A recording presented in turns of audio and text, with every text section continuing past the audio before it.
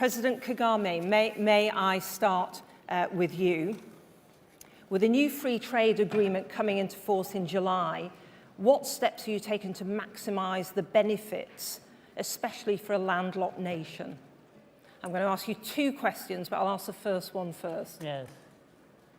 Well, first of all, as we heard even from the previous panel, the statistics were given, but let me say the story of African Continental Free Trade Agreement that was reached has become a reality. And that means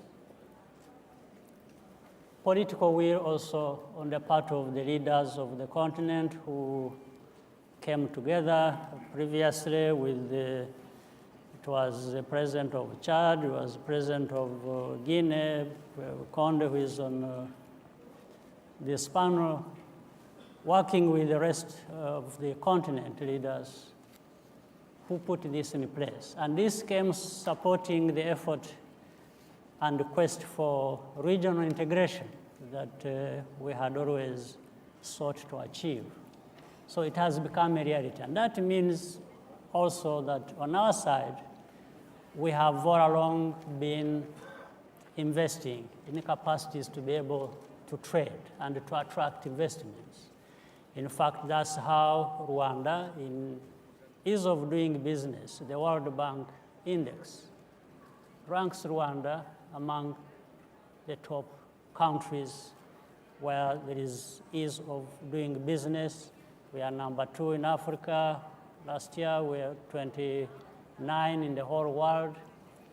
So we are doing all that so that investments would be attracted, business across borders and beyond would also. And we've seen that with the Continental Free Trade Area, statistics show that intra-African trade is going to go up by up to 50%.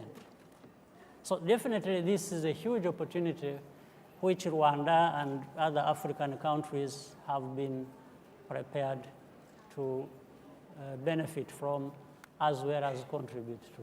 So good news ahead, hopefully. And what would you say your top priority is for encouraging investment into Rwanda?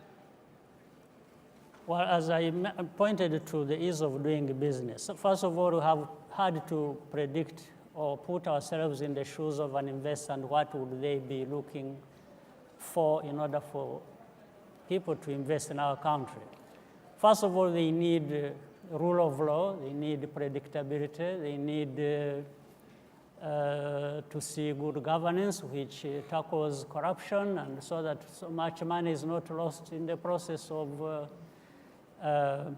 trying to register or acquire business. So we have ourselves focused on that as a priority, and that's why being ranked 29 in the world or second in Africa in the index of ease of doing business by the World Bank is not for nothing. It's because of those efforts exactly that have been put into it. The priority, therefore, has been that, and there are also areas whether it is manufacturing, it's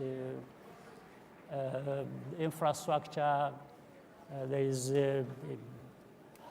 hundreds of millions of dollars airport coming up, which we want people to invest in.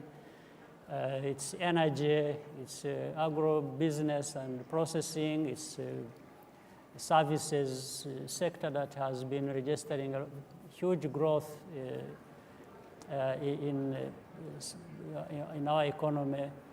And we have also maintained the high growth. In fact, last year we registered the over 8% growth. This year, meaning 2019, we may end up registering double-digit growth, and we are looking at the same thing this year, 2021. That's a wonderful, wonderful achievement. Right.